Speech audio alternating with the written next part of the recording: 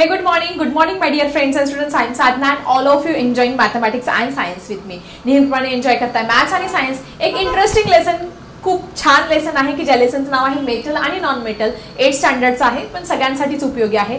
हा लेसन तुमच्यासाठी घेऊन आले आहे. त्यानंतर आपल्याला एक इंटरेस्टिंग टॉपिक दिलेला आहे की ज्याचं नाव आहे करोजन म्हणजे गंज. तुम्ही बघितलं असेल तुमची जी सायकल आहे पावसाळ्यामध्ये बऱ्याच दिवस पडली असेल तर त्याच्यावरती असा रेडिश लेअर येत असतो. It's is nothing but a corrosion.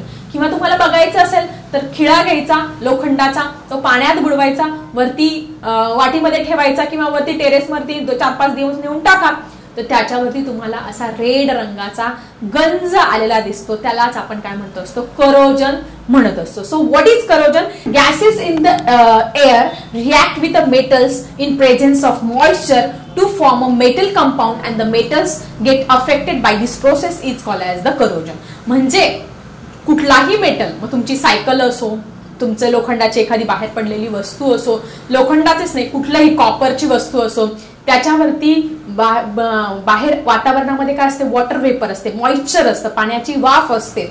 याच्या प्रेझेन्स मध्ये ऑक्सिजनची रिॲक्शन होत असते, मॉइश्चर या सगळ्यांचा परिणाम त्याच्यावरती त्या मेटलवरती होतो. मेटल कंपाऊंड तयार होतो आणि त्याच्यावरती वस्तू काय होत असते, गंजत असते.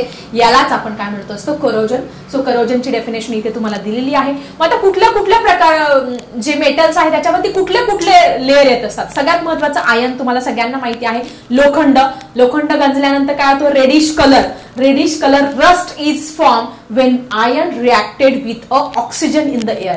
हवेतल्या ऑक्सिजन बरोबर लोखंडाचा संपर्क आला तर त्याच्यावरती लाल रंगाचा, रेडिश रंगाचा एक लेअर येत असतो. आपण म्हणतो ही वस्तू गंजली आहे, ही वस्तू गंजली आहे असं आपण त्यानंतर म्हणत असतो. So this is about ion rusting. त्यानंतर आपण बघणार आहोत कॉपर. तुम्ही कॉपरची भांडं तुमच्या घरामध्ये, देवाची भांडी आहे, तुमच्या घरात स्वयंपाकाची कॉपरची भांडी आहे, या कॉपरच्या भांड्यांवरती काय होत असतो, ग्रीनिश कलरचा लेअर येत असतो. मग आता या भांड्यांवरती ग्रीनिश कलरचा लेअर का येत असतो? Because when this copper metals, copper utensils get reacted with carbon dioxide present in the air, it forms a copper carbonate. म्हणजे ज्यावेळेस आपली जी भांडी आहे, तुम्ही देवाची भांडी धुत असाल, तुम्ही घरातली तांब्याची भांडी असेल तर तुमच्या मम्मीला हे गिव्ह रिझन समजावून सांगा की काय होतंय नक्की, काय सायन्स आहे याच्यामध्ये. या तांब्याच्या भांड्यांची काय होतीये, वातावरणातल्या कार्बन डायऑक्साइड बरोबर रिएक्शन होतीये. त्याच्यामुळे काय तयार होते, तुमचं कॉपर कार्बोनेट तयार होते आणि म्हणून त्या तांब्याच्या भांड्यांवरती, म्हणून त्या देवाच्या भांड्यांवरती काय तो ग्रीनिश लेअर येत असतो. आणि ज्यावेळेस आपण पितांबर यूज करतो किंवा आपण चिंचेचं पाणी यूज करतो, लेमन ज्यूस करतो, या सगळ्यांनी ते लख्ख घासत असतो, ते पुन्हा ते चकाचक निघत असतं. So all this about the rusting of the copper utensils. त्यानंतर आपण बघतो सिल्वर. तुम्ही बघितलं असेल तुमच्या आईच्या पायामध्ये पैंजण आहे किंवा तुमच्या दिदीच्या पायात पैंजण, कधी कधी ते पाय काळे पडतात, ब्लॅकिश लेअर येत असतो. मग आता ब्लॅकिश लेअर कशामुळे येत असतो? व्हेन दिस सिल्वर, आता ही माझ्या हातात अंगठी आहे किंवा माझ्या पायात पैंजण आहे, ही माझी जी हातातली चांदी किंवा पायातलं पैंजण आहे ती वातावरणातल्या हायड्रोजन सल्फाईड बरोबर ज्यावेळेस रिएक्ट होईल त्यावेळेस काय तयार होणार आहे, सिल्वर सल्फाईडचा लेअर तयार होणार आहे. म्हणून माझ्या पायावरती किंवा माझ्या हातावरती इथे चांदीची वस्तू घातल्यानं थोडं तो काळं काळं दिसतं, ब्लॅकिश लेअर येत असतो. किंवा चांदीचे दागिने काही काळानंतर काळी काळी होत असतात. मग काय करते तुमची आई, कोलगेटची पावडर असते किंवा साफ घासत असते किंवा लिंबाच्या पाण्यामध्ये टाकते किंवा वॉशिंग पावडरमध्ये किंवा एक लिक्विड पण मिळत असते, त्या लिक्विडने ते चांदीचे दागिने चकाचक साफ करत असते. मग तो जो ब्लॅकिश सिल्वर सल्फाईडचा जो लेअर आहे त्याच्यावरचा निघून जातो आणि परत ती चांदी चकाकत असते. सो आपण बघितलं आयनवरती रेडिश लेअर येतो, कॉपरवरती ग्रीनिश लेअर येत असतो आणि सिल्वरवरती ब्लॅकिश लेअर हा येत असतो. आय थिंक हे तुमचं छानपैकी क्लिअर झालं असेल. मग आता या करोजनमुळे, ह्या गंजल्यामुळे नक्की काय परिणाम होत असतो? Due to this corrosion it causes damages to our car roof. आपली जी कार आहे त्याचं जे रूफ आहे ते कशापासून बनलेलं असतं, या मेटल पासून, त्याला डॅमेज होऊ शकतं. किंवा त्याच्यापासून ज्या बनलेल्या वस्तू आहे, कॉपर पासून, आयन पासून बनलेल्या ज्या वस्तू आहेत ते रस्टिंग होऊ शकतं, त्याचं करोजन होऊ शकतं. ब्रिजेस, आयन पिलर्स आहे, त्यानंतर तुमचे रेल्वेचे जे रूळ आहे ते सुद्धा काय होत असतं, कंटिन्यू त्याच्यावरती पाऊस पडला, मॉइश्चर याच्यामुळे सुद्धा त्याच्यावरती रस्टिंग हे येऊ शकतं. त्यानंतर शिप्स आहे, मोठी मोठी जहाजं आहे, ती जहाजं सुद्धा गंजतात की जे आयन पासून बनलेले आहे. सिल्वर आर्टिकल्स ते खराब होत असतात आणि कॉपर व्हेसल्स सुद्धा काय होत असतं ह्या रस्टिंगमुळे खराब होत असतात की जे परत आपण स्वच्छ पण करू शकतो. So all these are the damages due to the corrosion. So student, what we have to do to prevent this corrosion. मग हे गंजू नये वस्तू म्हणून आपण काय केलं पाहिजे याच्यावरती पण तुम्हाला क्वेश्चन विचारला जाऊ शकतो. Due to this corrosion metals get damage, that's why we are using the varnish or paint on that metals. म्हणजे आपण बघा लोखंडाचं कपाट आहे, तसंच जर बनवलं तर ते गंजून जाणार आहे. त्याच्यावरती आपण जर पेंटिंग केलं, त्याला कलर दिला, तर कलर दिल्यामुळे ते जास्त काळ टिकत असतं. मग याच्यामध्ये काय सायंटिफिक रिझन हे घडत असतं की आपण ज्यावेळेस लोखंडाचं कपाट आहे बनवलेलं आहे त्याच्यावरती आपण जर त्याला पेंटिंग केलं, त्याला रंग दिल्यामुळे काय होत असतं, बाहेरचं जो ऑक्सिजन आहे, मॉइश्चर आहे, त्याचा आणि कपाटाचा डायरेक्ट कॉन्टॅक्ट येत नाही आणि त्याच्यामुळे त्याचं रस्टिंग होत नाही. आयन्स जे ऑक्साईड तयार होणार आहे ते तयार होत नाही आणि त्याच्यामुळे ते कपाट जे आहे लोखंडाचं किंवा कुठल्याही मेटलचं बनलेलं असेल ते व्यवस्थित राहत असतं. असं सायंटिफिक वेने घडत असतं. अजून काय करू शकतो आपण, ऑइलिंग करू शकतो. ऑइल दिल्यानंतर ते व्यवस्थित राहत असतं. व्हार्निश किंवा ग्रीसचा वापर करत असतो. ग्रीस म्हणजे तुम्हाला माहिती ते शटर्स खाली वगैरे होत असतात बघा, शटर्स बघितले असेल तुम्ही वेगवेगळ्या स्टोअरचे शटर्स, त्याच्यामध्ये एक सबस्टन्स ब्लॅक कलरचं सबस्टन्स टाकतात की ज्याच्यामुळे त्या शटर स्मूथली खाली वगैरे वर येत असतात, गंजत नाही. मग त्या ग्रीसचा सुद्धा आपण यूज करू शकतो to avoid the corrosion. Corrosion झालं तर ते शटर्स इझिली खालीवर सुद्धा होत नाही. गंजलेली एखादी वस्तू बघा, गंजलेलं मशीन बघा, व्यवस्थित चालत नाही, मग त्याला काय करतात, ग्रीसिंग करत असतात, त्याला ऑइल टाकत असतात. Also zinc plating is done, silver plating is done. तुम्ही बघितलं असेल शॉपमध्ये अनेक चमचे असतात जे चांदी सारखे दिसतात पण त्याच्यावरती फक्त चांदीचा लेअर दिलेला असतो. का? कारण त्याचं करोजन होऊ नये म्हणून त्याला देत असतं. त्यानंतर आयन जे आहे, लोखंड आहे, त्या लोखंडावरती झिंकचं प्लेटिंग करत असतं due to avoid this corrosion. म्हणजे हे गंजू नये म्हणून आयनवरती तुमचा झिंकचा लेअर हा देत असतो. Due to this process the contact of metal, due to this process what happened, due to the zinc plating, due to the copper plating or any other metal plating, what happened due to this process, the contact of metal surface with the air, with the oxygen get cut off and there is no chemical reaction and it avoids the corrosion. आणि त्याच्यामुळे ही जी करोजनची जी reaction आहे ती काय होत असते, टळत असते. So I think corrosion काय आहे, गंज लागणे. आयनचं, कॉपरचं, सिल्वर हे सगळं डिटेल मध्ये जाणून घेतलं. त्याच्यामुळे काय काय डॅमेज होत असतात आणि ते आपण कसं प्रिव्हेंट केलं पाहिजे करोजन हे सुद्धा आपण आजच्या या व्हिडिओमध्ये छानपैकी क्लिअर केलं आहे. आता एक लास्ट टॉपिक या व्हिडिओचा राहिला आहे की ज्याचं नाव आहे अलॉइज. डू यू नो मध्ये दिलेला आहे व्हॉट इज अलॉइज. आता अलॉइज खूप सिंपल आहे, सिंपल गोष्ट दिलेली आहे. पण या अलॉइजच्या अगोदर तुमच्या पुस्तकामध्ये एक सुंदर असं चित्र दिलेलं आहे. दॅट इज लार्जेस्ट स्टॅच्यू दिलेला आहे.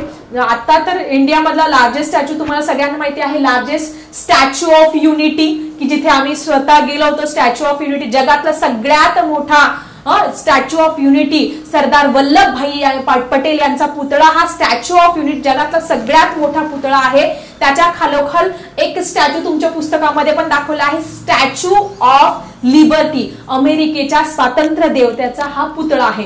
मग हा जो आहे it is near the sea in the New York city in the America. अमेरिकेमध्ये न्यूयॉर्क सिटीमध्ये समुद्राच्या जवळ, समुद्रामध्ये हा पुतळा काय केलेला आहे, उभारलेला आहे. The original surface is of made up of copper. या स्टॅच्यू ऑफ लिबर्टीचा ओरिजिनल सरफेस हा कॉपरने बनलाय. But today it looks like a greenish. मग आता सध्या तो ग्रीनिश दिसायला लागला आहे, थोडासा ग्रीन दिसायला लागलाय. Why? Because the statue which is made up of different type of metals get contact with the air and the carbon dioxide present in the air and forms the carbonates. त्याच्यामुळे काय झालेला आहे, हा actually copper पासून बनलेला आहे पण कॉपरचा काय झाला, कार्बन डायऑक्साइडची, वातावरणाच्या मॉइश्चरची रिएक्शन झाली आणि त्याच्यामुळे या स्टॅच्यू ऑफ लिबर्टीवरती काय आला, आता ग्रीनिश लेअर, थोडासा तो ग्रीन दिसतो आहे.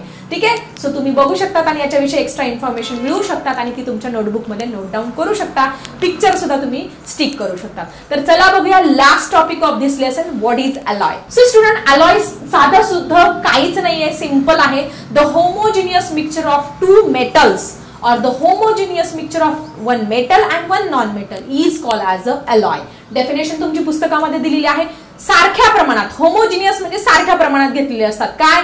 एक मेटल आणि दुसरा मेटल, दोन्ही मेटल मिळून एक अलॉय बनलेलं असतं, किंवा एक मेटल घेतलेला असतो आणि एक नॉन मेटल घेतलेला असतो, त्या दोघांचा मिळून एक अलॉय केलेला असतो, त्याला आपण अलॉय म्हणत असतो. इट इज मेटल मेटल और it is metal non metal also. So I think तुम्हाला अलॉय काय आहे की दोन किंवा अधिक धातू एकत्र येऊन जो नवीन पदार्थ बनतोय, नवीन वस्तू बनते, स्टेनलेस स्टील आहे, ब्रास आहे, याच्याविषयी तुम्हाला डिटेलमध्ये सांगतेच, किंवा एक मेटल आणि एक नॉन मेटल एकत्र येऊन जो बनतो त्याला काय म्हणत असतो आपण, अलॉय म्हणत असतो. सो स्टुडंट, आपण सगळ्यात पहिले एक्झाम्पल बघूया अलॉयचं. स्टेनलेस स्टील, तुमच्या घरामध्ये वेगवेगळ्या स्टीलची भांडी आहे, कळशी असते, ग्लास असतो, तांब्या असतो, वेगवेगळ्या वस्तू असतात, चमचे असतात वेगवेगळ्या प्रकारचे, हे सगळे स्टेनलेस स्टीलचे बनलेले आहे. म्हणजे कशाचे बनले, अलॉय पासून बनलेले. मग काय कशापासून बनलेले आहे, याच्यामध्ये काय आहे, या तुमच्या सगळ्या स्टीलच्या भांड्यामध्ये आयर्न आहे की जो मेटल आहे, एक नॉन मेटल पण वापरला आहे, कार्बन पण त्याच्यामध्ये यूज केलेला आहे, आणि अजून दोन याचा यूज केला आहे, ते म्हणजे क्रोमियम आणि nickel.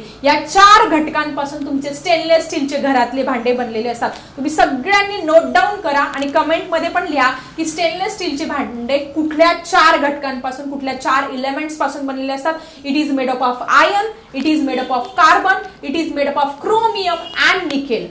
Iron, carbon, chromium and nickel याच्यापासून, म्हणजे याच्यामध्ये मेटल पण मिक्स आहे आणि नॉन मेटल पण मिक्स आहे. त्याच्यामुळे हे स्टेनलेस स्टीलचे भांडे जास्त दिवस टिकत असतात, शाईन करत असतात, त्याला वेगवेगळा शेप आपण देऊ शकतो. Okay, so this is an example, best example of an alloy. त्यानंतर अजून ब्रॉन्झ मेडल तुम्ही बघितले असेल. हे ब्रॉन्झ किंवा ब्रॉन्झचे भांडे पण असतात. हे ब्रॉन्झचे कशापासून बनलेले असतात, it is made up of copper and tin.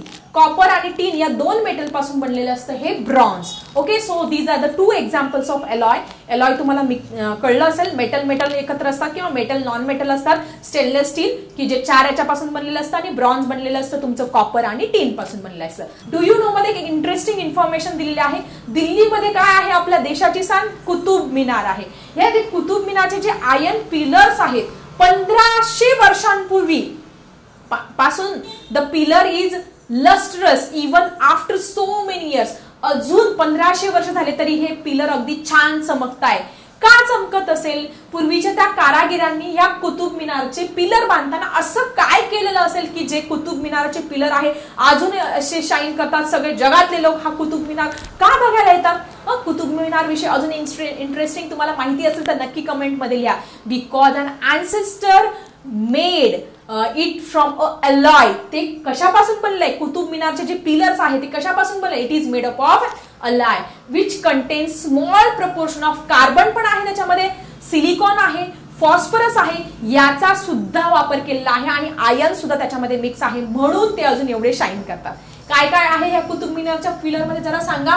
Copper आहे, सिलिकॉन आहे, फॉस्फरस आहे आणि आयर्न, या सगळ्यांपासून हे कुतुब मिनारचे पिलर बनलेले आहे. अजूनही शाईन करतात. 1500 वर्ष झाले अजूनही तसेच शाईन करतात आणि टिकून आहे. तर अजून कुतुब मिनार विषयी माहिती मिळवा आणि अजून सायंटिफिक वेने त्याचा अभ्यास करा. अजून तुम्हाला दिलेला आहे डू यू नो मध्ये काही इंटरेस्टिंग इन्फॉर्मेशन दिली आहे. कधी कधी काही जी स्टेनलेस स्टीलची भांडी आहे ती इझिली क्रॅक होतात. तुम्ही बघितलं असेल तुमच्या घरातली जी भांडी आहे, किचन मधली जी भांडी आहेत, आपण स्टीलची भांडी, ती कधी कधी चिरतात. ताट चिरतं, तांब्या चिरतो, ग्लास, वाटी सुद्धा चिरते. मग काय चिरत असेल रे बाळा, याच्या मागे काय सायंटिफिक रिझन आहे जरा मला कमेंट मध्ये डिटेल मध्ये लिहा बरं. तर कधी कधी काय केलेलं असतं माहिती तुम्हाला, तर ह्या स्टेनलेस स्टीलच्या भांड्यांमध्ये जो कॉस्टली निकेल आहे, निकेल हा जो मेटल आहे तो कॉस्टली आहे, तो निकेल जो आहे तो याच्यामध्ये वापरण्याच्या ऐवजी कधी कधी काय करतात, याच्यामध्ये जास्त प्रमाणामध्ये कॉपरचा यूज करतात, आणि कॉपरचा यूज केल्यामुळे ही भांडे काय करतात, चिरत असतात. निकेल वापरायला पाहिजे स्टेनलेस स्टीलच्या भांड्यामध्ये योग्य प्रमाणामध्ये, कारण तुम्हाला स्टेनलेस स्टील मध्ये सांगितलं काय पाहिजे, आयर्न, कार्बन, क्रोमियम आणि निकेल हे 4च पाहिजे. पण हे लोक काय करतात की स्वस्तामध्ये व्यापार करण्यासाठी, बाजार करण्यासाठी किंवा आपलं उत्पन्न वाढवण्यासाठी याच्यामध्ये या 4 घटकांपैकी एक घटक कट करतात. कोणता, निकेल हा घटक कट करतात आणि त्याच्याऐवजी वापरतात तिथे कॉपर, आणि त्याच्यामुळे हे भांडे काय होत असतात, क्रॅक होतात, ते चिरत असतात. सो आय थिंक तुमचे सगळेच्या सगळे पॉइंट मी इथे क्लिअर केलेला आहे.